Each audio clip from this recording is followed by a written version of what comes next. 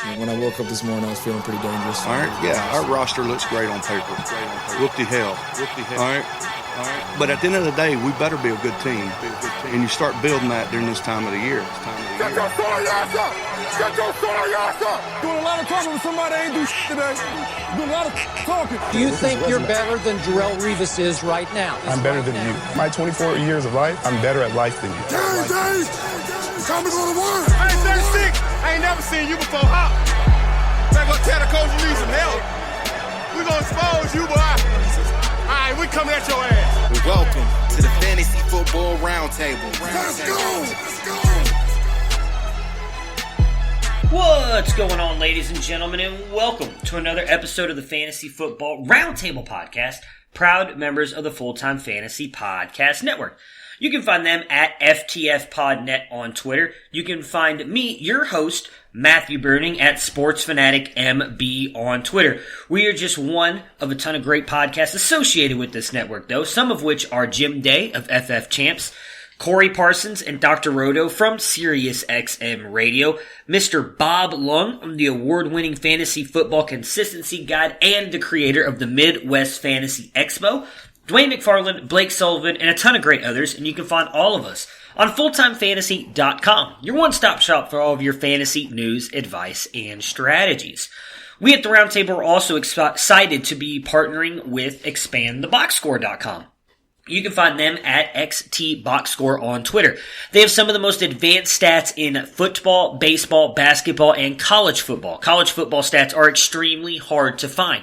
For just $15 a year, you can look at all of these. I'm telling you guys, it is well worth it. If you like to dive into the analytical side of sports I use it for prospects, college football prospects specifically, it is amazing. It goes down to the minutest of details in this stuff. And again, it's just $15 a year. If you use our code ROUNDTABLE, you will get 10% off of that, which is a steal of a deal, if I do say so myself, and probably the best deal in the industry. So definitely check them out, especially if you want to get a jump on the upcoming draft class. It'll be well worth your time and money. And it is Thursday, and for today's episode, we've got Mr. Matthew Fox joining me again today. No Tony, as he is out, as is Dennis. You can follow Mr. Matthew Fox on Twitter at Nighthawk7734. We'll be jumping in and talking about Championship Sunday on today's episode. We're supposed to have a special guest. That unfortunately fell through, some stuff going on with him. But he will be with me next week, as we've got obviously a ton of time to fill, with it being Pro Bowl week and not really a lot to discuss fantasy or NFL-wise, unless some big NFL news breaks. But we'll definitely figure that out and still put out a couple episodes for you guys next week. Definitely one of those with him. And I'm telling you, it's going to be a great episode. Can't wait to get him on here and interview him about the stuff he's got going on. I think you guys will really enjoy it. With all that being said, let's hop Matt on here and let's talk about Championship Sunday.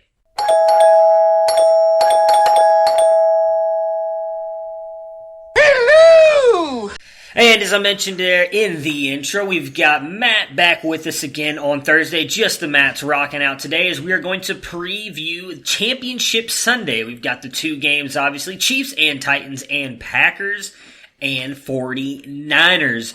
Going to just break those two games down, then we're going to call it. We're a nice, easy day today. As we get closer into the offseason, next week especially, we'll kind of start expanding on different stuff. I know Dennis had brought up, and I'm going to be interested to see. I haven't done all the research on it yet, but kind of where we were on some of our prediction stuff and what we got wrong, what we got right. So I am looking forward to doing all that stuff like we did last year. We'll dive into a bunch of different stuff. But today, just a nice short podcast on Championship Weekend. Before we jump into the games, though, Matt is going to recap where we stand right now in our playoff challenge between the four of us. So, Matt, tell everybody where we stand. Yeah, so it was an interesting week number 2. Kind of feast or famine with some of the players that we picked. We all took Kittle, and even though the 49ers were great, he only had 3 for 16, so kind of a low total mark. So what I'm going to do is go over where people did in week 2 and then what our cumulative score. I'm going to start in reverse order. So currently 4th overall is our good friend Tony. He obviously had Lamar Jackson, who, didn't have a great game for NFL purposes, but was still great for fantasy. Put up 34.9 points. And Derrick Henry, 28.32 points. So pretty good. Hopkins wasn't too bad either. He was different from all the rest of us with Seattle. He had Jacob Hollister, and which actually ended up being a little bit better in this game, 9.7. But his week 2 score was 150.42, and his 2-week score right now is sitting at 263.04. Going forward, he has Henry, who will be playing this weekend, Tyreek Hill, and that's probably what hurt Tony the most in the divisional round, because Tyreek Hill wasn't really a big part of that. Dennis had gambled on Travis Kelce, which was great, and you and I have Patrick Mahomes, who obviously 5 touchdowns. You're not going to beat that. Yeah. So he was kind of the odd man out, but with Kansas City, you never know. So that could be a place where he could make up some ground in the divisional round. And then, like I said, we all have Kittle, we all have Henry. So Kansas City is kind of where we diverge, and the Packers. He has Devontae Adams, which I have, and you and Dennis have Aaron Jones. So it's going to be kind of interesting to see how that goes. Speaking of Dennis, he is currently sitting in 3rd. As I said, he has Aaron Jones, wasn't too bad. Derrick Henry, pretty good. Dalvin Cook was not that great. You were the only person that had a different Viking than the 3 of us, and that actually benefited you in the divisional round, because Stephon Diggs had the long touchdown grab. I mean, he didn't have a ton of points, but he did better than good old Dalvin Cook.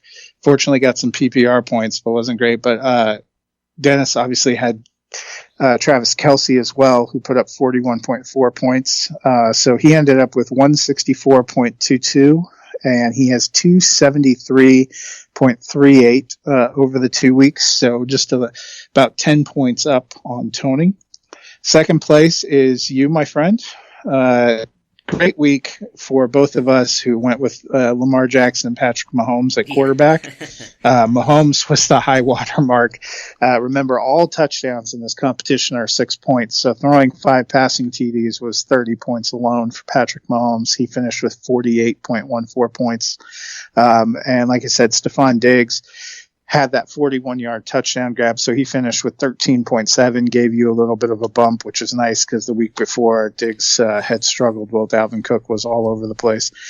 So you had 176.06 points in week 2 that vaulted you from 4th place after the divisional round all the way to 2nd place with 279.86. So you're about 6.5 points ahead of Dennis. Gotcha. All right. Right now for 2nd place. And then my week, I had Jackson, Mahomes, Derrick Henry, Hopkins. I ended up, and I also had Devontae Adams. So my combination, I managed to hit all the right combos, which will probably never happen to me again, where we were split between Aaron Jones and Adams. Adams was the right call in the divisional round. I had him. That gave me a lift. We kind of split between Mahomes and some of the other Chiefs players. I had Mahomes, which was the right choice. So I ended up with 187.36 in week 2, and I have 314.46 points right now. So I have about a 35-point lead on you for 2nd place. So it's really going to be kind of the deciding factors. If it ends up like Tennessee and San Francisco in the Super Bowl, we'll pretty much be done with the positions we're going to be after the divisional round, because all our differences come with Kansas City and Green Bay. Right. So it's really going to be, what does Tyreek Hill and Travis Kelce do versus Mahomes, and what does Aaron Jones do versus Devontae Adams, because that's kind of where our big differences are. And as we saw in week 2, you can have a performance that's a huge swing, because like for you, you were able to vault 2 people in 1 week with a pretty big performance. Yeah, that was. I was happy about that. I feel like you've probably already won this, and now it's really going to come down to who finishes 2nd, 3rd, and 4th, and I just don't want to finish last. So when I saw that I kind of jumped up into that 2nd spot, I was pretty happy. I'm interested to see how this weekend goes. Now, as you touched on, it's going to come down to certain matchups in the game between those teams, so let's just jump right in and let's give our thoughts on how these matchups could shake out this Sunday. We eating all day, bro. I'm hitting you every time. Every time you come this way, I'm going to hit you. Y'all not going to be able to do that. You don't want no problems, bro. You want my boy.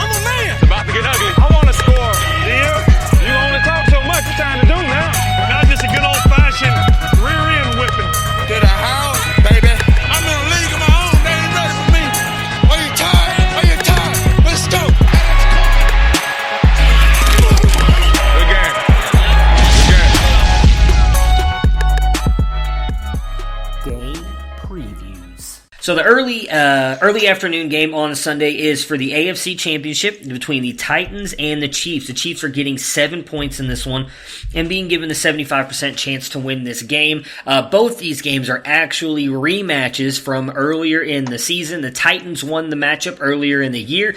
Mostly, in my opinion, due to the fact that Kansas City had a couple special team blunders in this one. They had 2 field goals. One of them that was overshot. I can't remember the holder. And then the field goal got blocked there at the end as well for the Chiefs. Patrick Mahomes' first game back after dislocating his kneecap, only missing 2 weeks, which is just insane to me to begin with. But Tennessee did have a really good game. I believe it was like one of the first games or the first game that Ryan Tannehill was named the starter. So he's obviously gotten better. The Chiefs have gotten better. That defense has really improved, obviously. Mahomes is much healthier now compared to where he was when they met earlier in the year. With all that being said, Matt, who are you picking to win this game and why? Yeah, so I think actually when they played before, it was Tannehill's 4th game starting because he took over during the Broncos game in Week 6, and then he beat the Chargers, beat the Bucks. They lost to the Panthers, and then he had that Chiefs game. But the Chiefs, when I was looking at it, that was the Chiefs actually their last loss on the season because that knocked them to 6-4. They rattled off the next 6, and I think they did it a little bit quietly, but I'm with you. They got better, especially on defense. It felt like as they ended kind of the season. So, and that was one of the big signature wins for Tannehill on that kind of roll to the playoffs too. Kind of a big game. We talked a little bit about this on Monday when we were recapping. I'm picking Kansas City. I still think they're a better team. Okay. But unlike last week where there was at least one game the last 2 weeks that I thought were locks, neither of these 2 games do I think is a total lock. Yeah, I think agree. either of these games could go either way. Tennessee has definitely had a good season and a good playoffs. I would say there are a couple of ways if Kansas City wasn't going to win that you could see that happen. One would be something similar to the way they started in Houston. If you start in that kind of big hole and let Tennessee get out in front of you early, you aren't going to be able to accelerate and come back the way they did against Houston, where they just scored 7 straight touchdowns. Because that's something similar to what happened to Baltimore on Saturday night. Baltimore put up a ton of yards and were moving the ball, but they kept turning the ball over and they got in a hole early, and it took them out of what they wanted to do. And Tennessee is a good team if it can play from the front.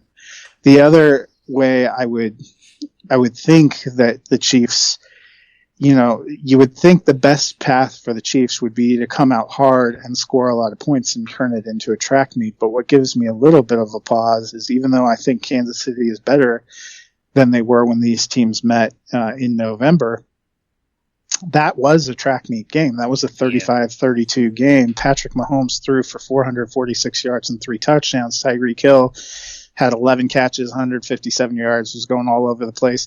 Damian Williams actually ran for 77 yards, which doesn't sound incredible, but for Kansas City is a pretty solid rushing effort, and they still lost.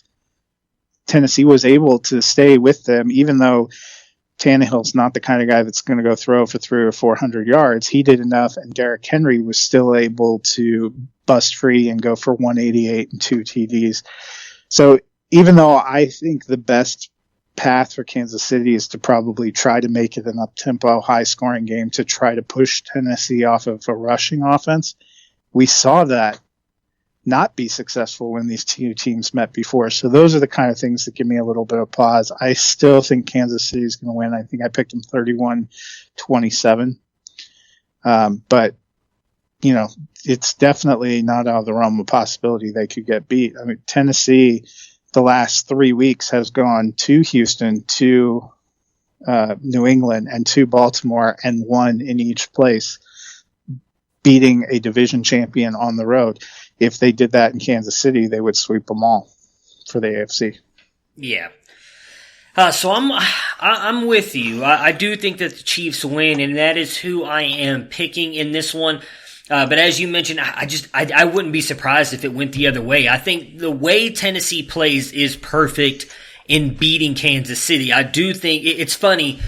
Not that we said it on this podcast, but I heard a lot of other people talking about it. When Tennessee beat New England, it was a whole bunch of, well, hey, they beat Tennessee, or they beat New England, but they're not going to be able to beat Baltimore because Baltimore is going to do what you just said and turn it into a track meet Tennessee can't keep up.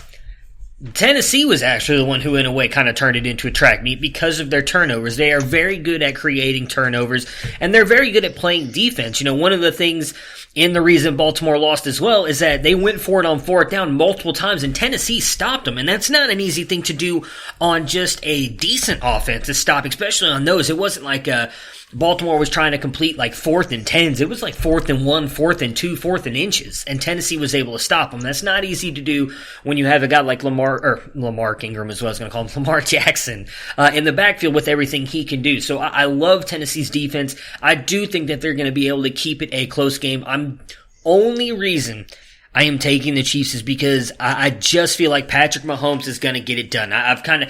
He's really kind of seemed like he is on this, I hate using this revenge tour narrative, but with the way that they lost last year, and I think everybody can admit that they should have been in the Super Bowl had who was it that lined up offsides for him last year? I don't think he's on the team anymore. Do you remember who it was? I could have swore it was Dee Ford. Maybe it was Dee Ford. I can't remember who it was.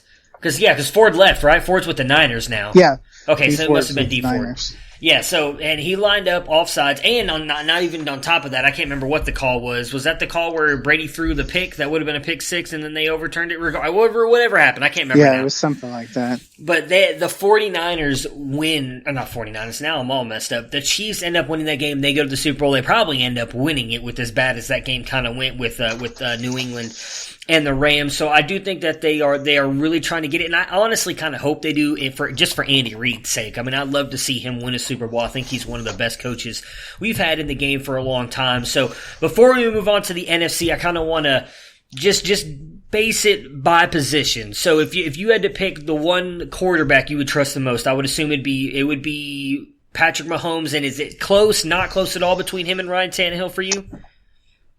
You know, I think surprisingly it is close because, I mean, as great and skilled as Patrick Mahomes is, it's his third year. He doesn't have a ton of experience or even successful playoff experience. He's probably, I mean, Tennessee has won 2 games in this playoffs. Patrick Mahomes has won 2 playoff games, period. Yeah. And the one thing I'd say with that, too, he is close for me as well, just in the fact that he's also come in really hot, and that we've seen that does matter in the playoffs. It's just like, with all the baseball news we have going on with the cheating scandals, it's just like baseball. Sometimes the baseball team comes into the playoffs and they're a wild card team that nobody expects to be good, but they get hot at the right time, and that matters. And Tennessee is definitely hot. I think this one is not even close for me. I'm interested to hear what it is for you. I'd imagine you're on the same side here. Derrick Henry is by far the better running back, and everybody on the Chiefs together is not even close. Yep. So, I think we're probably going to be in agreement that I would lean Mahomes, but that one's close. Running back is Tennessee running away. Receiving core is Kansas City running away. Yes. Yeah, I agree with that as well. Coach is the interesting one.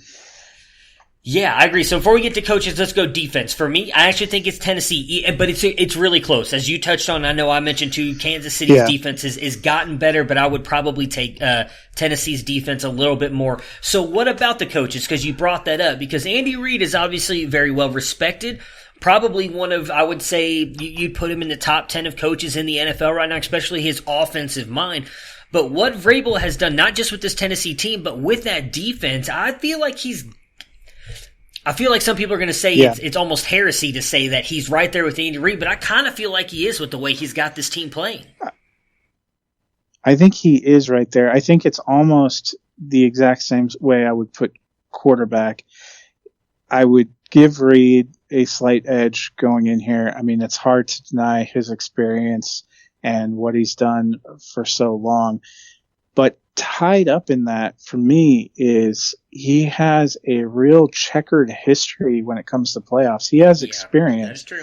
But it hasn't been good experience, and it hasn't been good experience with Kansas City. I don't mean that, the experience for fans and winning hasn't been good, but the experience in the playoffs of several times being a home team who's favored has not worked in his favor. He has, even when he was with Philly, he had trouble getting to that last game. So I would give him the slight edge because I think his time and his career track record affords him that. But what Mike Vrabel has done has been impressive, and he might actually end up being in a little bit here the best coach to come out of the Belichick tree. Not because he would, coach on him, but his formative years as a player and learning. Yeah. You can't be part of that kind of an organization without aspects of it rubbing off on you. And I really like the ballsy way he coaches and how he's been able to get so much out of players. That's the part that reminds me a little bit, it would be heresy to call somebody who has this little experience Bill Belichick in the same way we criticize the Panthers owner for making that Chuck Noll comment. Right. But seeing the way that he's been able to get the most out of players, that reminds me a little bit of one of the hallmarks of Bill has been his ability to take guys you don't think much of, that you haven't heard of, or that were cast off in other places, and take them to another level. I don't think this is going to be controversial to say. I think he already is the best coach off that Belichick tree. I mean, I think for me, it's him and O'Brien, and he's already gotten farther than O'Brien's ever gotten. And the one thing I'll say, and we had this discussion, we talked about O'Brien, when it came to like the Penn State stuff, and then obviously some of the bad decisions he made last week against the Chiefs. I think Bill O'Brien is a really good coach. I really do. I don't want to disparage him, and I don't want people to think I don't like him. I think he's a really good offensive coach. And I do think that he's done great things for that Texans team, but I don't see the Texans, I've never seen the Texans play the way the Titans do for Mike Vrabel. So I would automatically say, in my opinion, from everything I've seen the past couple years, since he's taken over that team and the quick turnaround it's taken too, for what he's done with them, I would say he's clearly been the best coach to come off that Belichick tree. All right, so we both got the Chiefs, but we do think it's going to be close in that one, and I actually think both games are going to be close. I don't expect it at all to be blowouts, but let's touch on the NFC one, because this was a blowout when they met earlier in the year. San Francisco just jumped all over the Packers. I don't even remember what the final score was. I was trying to... 37-8. There we go. I mean, I know Rodgers fumbled it, like on the first drive. San Francisco recovers the fumble, goes in, scores. That front line was just causing nightmares for Aaron Rodgers in that last matchup. San Francisco is getting 7.5 points and being given the 71% chance to win this one. So who are you picking to win and why? I am picking San Francisco. I think they're the better team. I think both teams in the immediate aftermath of last week referenced this game, which is, of course, what's going to jump out. These two teams met in a pretty high-profile Monday night game that was very meaningful at the time for both teams. San Francisco came in 9-1. The Packers came in 8-2. That was going to be jockeying for position, and this ended up, much like it was the last loss the Chiefs suffered when they went and lost to Tennessee. This was the last regular season loss for the Packers, who dropped to 8-3 and then finished out on quite a run to lock up the 2 seed. San Francisco, they had a very smothering presence. They had 5 sacks. They forced that fumble. They did all the kind of things that they can do. They had 4 touchdowns from 4 different players. They had a huge 42-yard bomb to Samuel. They had a 61-yard bomb to George Kittle, who was a beast. I think this was the first game he was coming back off of that leg injury that he had. He caught 6 for 129 and a touchdown. They had 2 different running backs score touchdowns.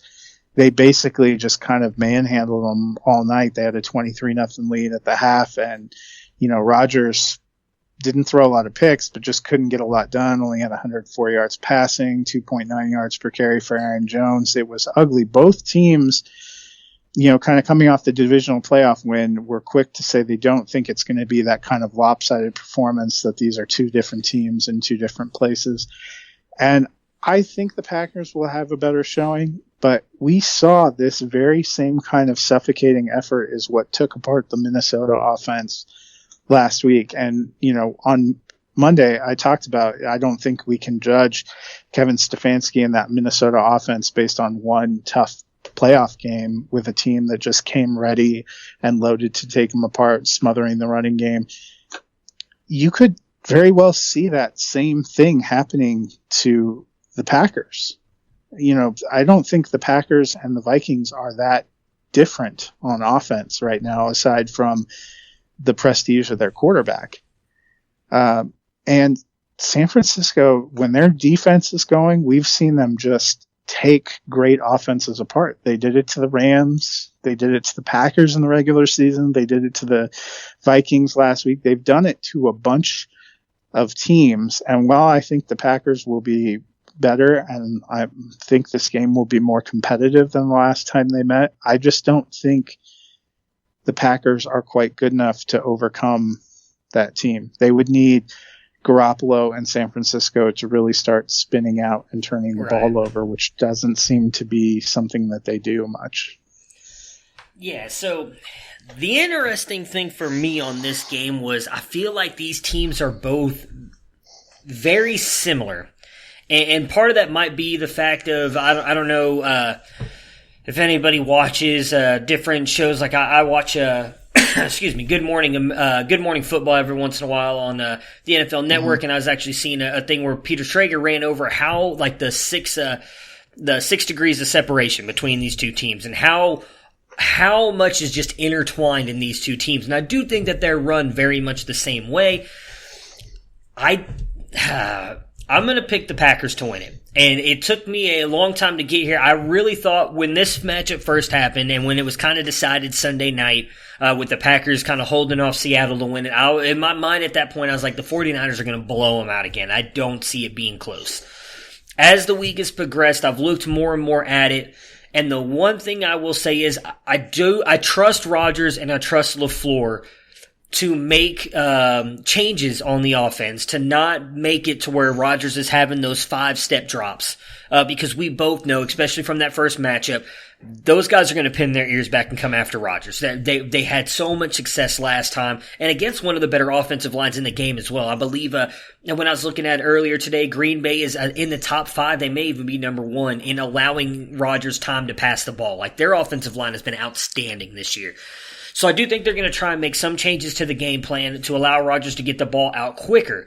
What's going to be interesting to me, and this is where you could end up winning our league here, our playoff league, is a lot of that I think is going to fall on Davante Adams, because he is clearly Rodgers' best weapon and the one that he trusts the most. So can Sherman and whoever else they put on him lock down Adams? And if they can Rodgers lean on somebody else like Lazard or, I don't even know, Allison Graham? I mean, can you rely on Graham? Williams or Jones out of the backfield? Like, he more than likely is going to have to rely on somebody else. Where I do worry a little bit is San Francisco. We both know, and everybody knows, they build their game through the run. And the Packers' run defense is by far the worst part of their defense. Their secondary is good. I do think they're going to struggle to cover Kittle, I think. But outside of him, I'm not worried about anybody else on that offense. And my biggest question mark, and I hate to say it because I know Tony kind of called me out on it last time we had him on here, is Jimmy G. He threw that pick last week, and it almost seemed like they didn't want to put the ball in his hands anymore. It was just hand the ball off and keep going. So if the Packers can shut down the run enough and force them to throw the ball, can they force Garoppolo into some bad decisions? And if he turns the ball over once or even twice, can Rodgers capitalize it like he's done his entire career? And I do think it's going to come down to one late drive, and they either stop him or they force Jimmy G to make that mistake, or they put it in Rodgers' hands. And the one thing I'll say is if that happens, I am going to put my money on Rodgers, because we've seen these insane Hail Marys and everything that he's done in the playoffs and in the regular season. But the ones in the playoffs have just been extraordinary, where he leads his team back and they make some miraculous play and ends up winning it. We haven't seen it yet this year, and I think we're going to see it in this game and give Rodgers a shot at getting his second ring. What do you think? Yeah, I mean, for me, I think it's going to come down to two things. I agree with you about Adams, and actually, when I was working on a preview for the Fantasy Life app blog, looking at DFS plays, I like Kittle as a play because he exploded the last time these two teams played, and we saw some good passing success that Russell Wilson had against them last week. I think Kittle is a good play. I liked Adams as a play, even though he was the most expensive receiver, because I think he's the guy Rodgers still feels the most comfortable with, and we've had we've seen some of his issues. To me, if you want to make a case for Green Bay winning, I think where they have to be better than what Minnesota was and than what they were last time is they have to have some kind of running component. Yes. Yeah. Because we saw Dalvin Cook, who I think both of us would say we feel is a superior running back to Aaron Jones and certainly had superior rushing success. 9 carries for 18 yards. That destroyed. Now, I think Aaron Rodgers is demonstrably better as a passer and has much greater experience and successful experience than Kirk Cousins. So some of the things that we saw from the way Cousins responded to the increase of pressure, you wouldn't necessarily expect from Rodgers. But I think if Green Bay really wants to have a chance, they have been better this year, even though Aaron Jones didn't have a great yards per carry and only had 62 yards against the Seahawks. He was able to punch in for a couple of touchdowns, and that helped open things up for Adams. And I think they would need that.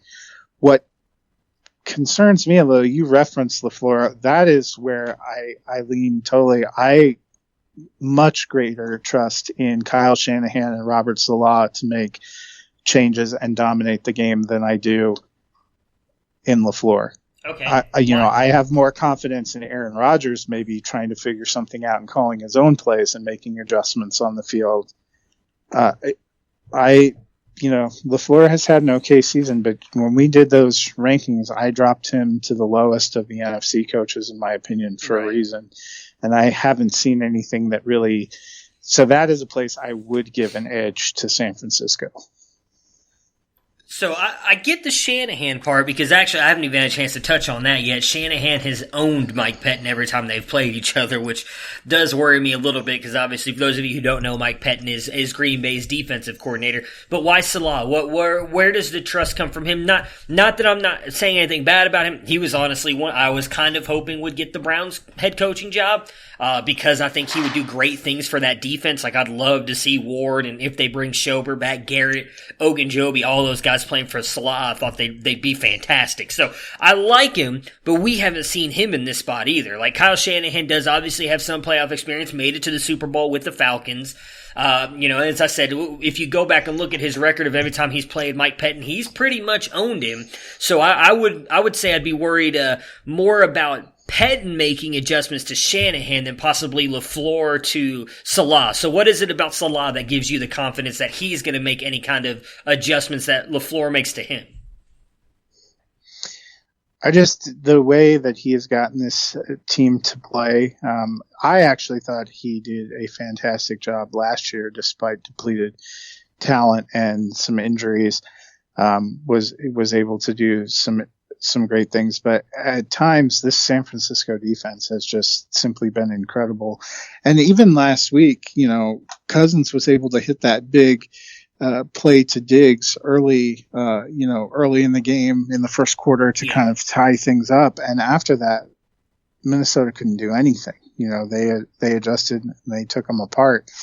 And I think, we've just seen the way this defense has been able to rise to the occasion and to the challenges. And I just love the way that he has brought energy and game plans.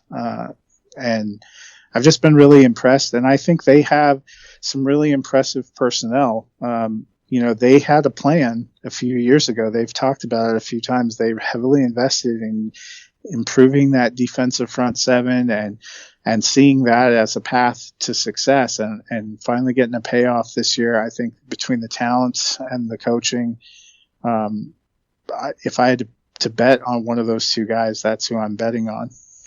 All right, fair enough. Like I said, I like him. I really was kind of pulling for him to get the Browns head coaching job, so I wouldn't be surprised. So let's run through it like we did in the AFC. Starting at quarterback, it's Rodgers, right? For me, it's not even close. It's Rodgers and then a step down to Garoppolo. Okay, this is going to be the interesting one. I'm going to let you go first. Running backs, who would you have and how close?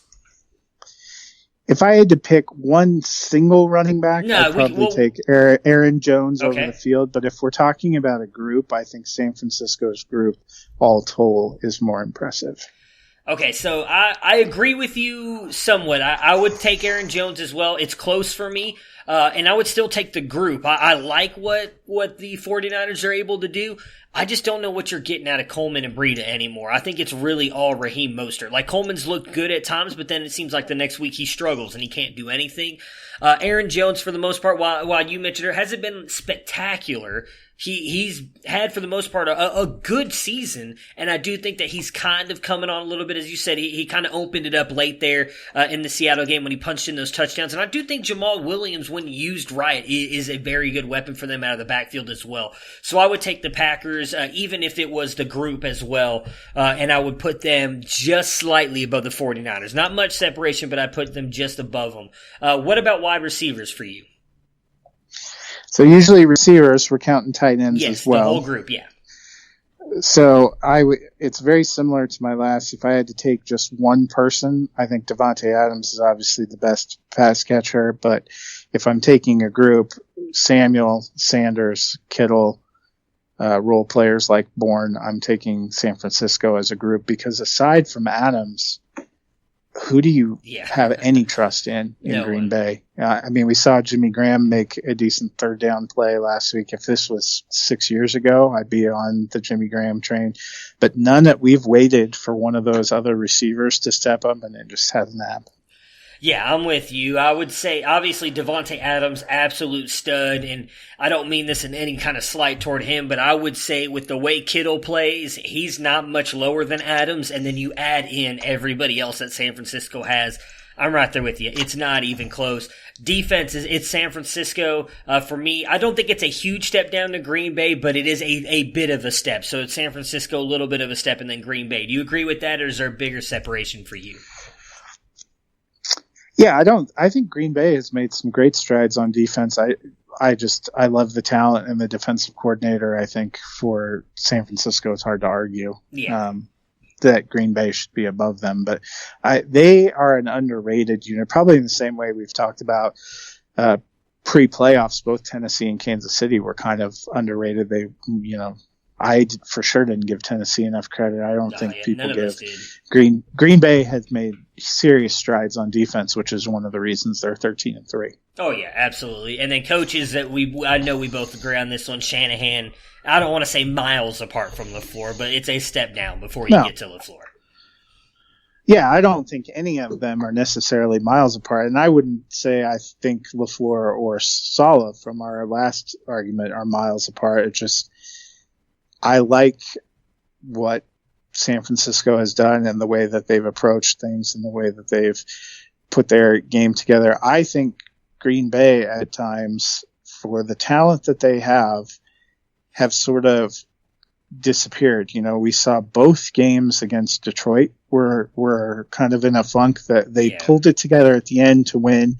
Even last week in the playoffs, they were going pretty great guns and dominating Seattle. Even the first drive of the second half, they were going, and then it's, I'm not sure what happened to them, and they were able to put up enough to hold on and win. But those are the kind of little lapses or hiccups that when you're in a tight game can be a difference.